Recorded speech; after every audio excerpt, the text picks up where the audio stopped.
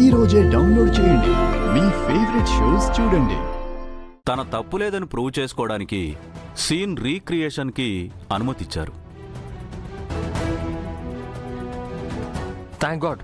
మరి నువ్వెందుకమ్మా అంత నీరసంగా మొహం పెట్టి నించున్నావు? ఎందుకంటావేంట్రా ఈడియట్? రుద్ర లేకపోతే బిజినెస్ నీ చేతిలోనే కదరా ఉండేది. ఫస్ట్ టైం కోర్టుకి గోయింగ్ కదా, వెరీ టైర్డ్. అంతేనా లేక ఇంకా దేనికైనా డిసప్పాయింట్ అయ్యావా? మీ ఆ, why disappoint? No no no, I think Shakuntala sister disappointed very much. Indumati,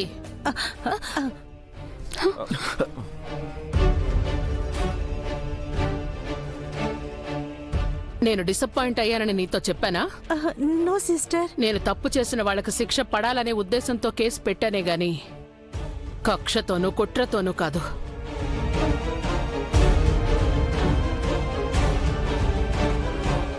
ఆ విషయం తెలుసుకుంటే అందరికీ మంచిది. అత్తయ్య గారు, నన్నెవరూ డిస్టర్బ్ చేయకండి.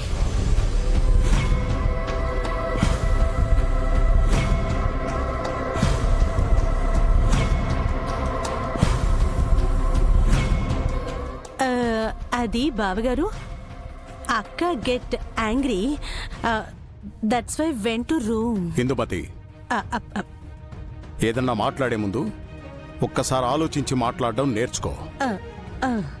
నోటికందింది తినడం, నోటికొచ్చినట్టు మాట్లాడడం రెండూ మంచిది కావు. ఓకే బావగారు. సారీ పెదనాన్న. నువ్వెందుకు సారీ చెప్తున్నావురా? కోర్టులో జరిగిన దానికి పెద్దమ్మ బాధపడుతుంది. ఓ అందుక. చూడు రుద్ర, నీ వల్ల తప్పు జరిగిందనే ద్వేషంతో తను కేసు పెట్టింది. రేపు సీన్ రీక్రియేషన్లో నీ తప్పు లేదని నిరూపణ అయితే ఆ ద్వేషం కోపం అంతా పోతాయి. నీకోసం మూసిన తలుపులు తెరుచుకుంటాయి.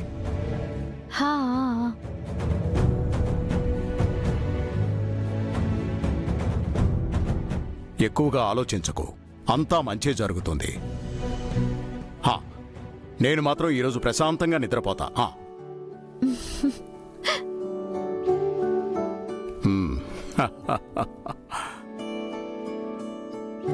అన్నయ్య, నీ వల్ల ఏ తప్పు జరుగుండదన్న మా నమ్మకం నిజమైందన్నయ్య. దట్ ఈజ్ అప్పుడే ఎలా తెలుస్తుంది?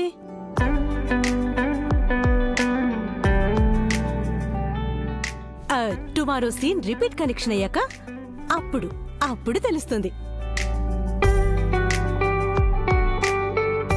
ఇందాక అన్నయ్య చెప్పింది నీకు అర్థం కాలేదనుకుంటా. కాస్త నోరు మూసుకుని ఉండటం అలవాటు చేసుకో. మీ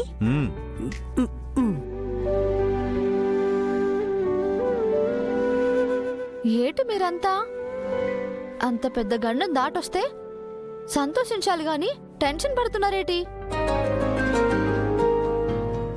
ఈరోజు కోర్టులో రుద్ర సార్ తప్పు చేయలేదని నిరూపించుకోవడానికి అవకాశం దొరికినట్టే. రేపు సీనింగ్ రీకన్స్ట్రక్షన్ లో కూడా రుద్ర సార్ తప్పు లేదని తేలిపోతుంది. చూస్తూ ఉండండి. నీ మాటలు వింటే చాలు గంగా, ఎక్కడలేని ధైర్యం వస్తుంది. సార్ సార్ సార్ సార్, ఒక్క నిమిషం ఇక్కడే ఉండండి.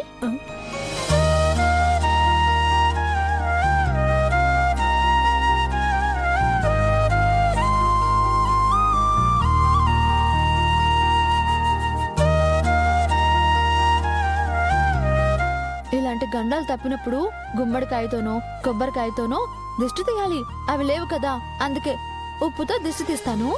ఇరుగు దిష్టి, పొరుగు దిష్టి, ఇంట్లో వాళ్ళ దిష్టి, కోర్టులో వాళ్ళ దిష్టి అన్నీ పోవాలి.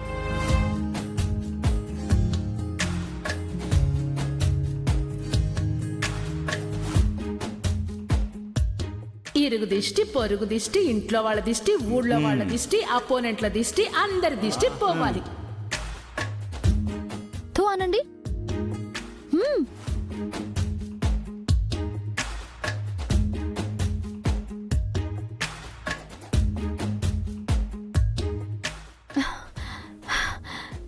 ఇదేంటి అందరూ ఇట నిల్చున్నారు? కోర్టులో ఏమైందో చెప్తాను గాని రండి. పదండి.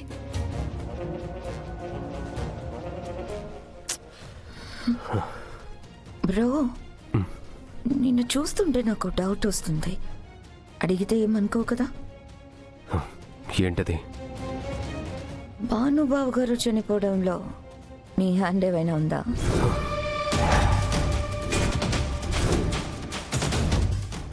Are you mad? ఏం లేదు బ్రో, మీలో రుద్రబాబు గారు కోర్టులో ఓడిపోయి తనకి శిక్ష పడి ఉంటే బిజినెస్ మన చేతికొచ్చేది అనే డిసప్పాయింట్మెంట్ కంటే కూడా రేపు సీన్ రీక్రియేషన్లో ఏ నిజాలు బయటపడతాయో అని భయం ఎక్కువగా కనిపిస్తుంది. దానికి కారణం ఏంటో తెలుసుకోవచ్చా? భయమా? నాకెందుకు భయం? Nothing like that. నువ్వు అనుకున్నట్లు ఏం జరగలేదు. ఓవర్గా థింక్ చేకిష్గా. ఓకే బ్రో, ఒకవేళ నువ్వు అబద్ధం చెప్పి నువ్వే భానుబాబు గారి చావుకి కారణం అయినా కూడా I'm happy. I'll support you bro.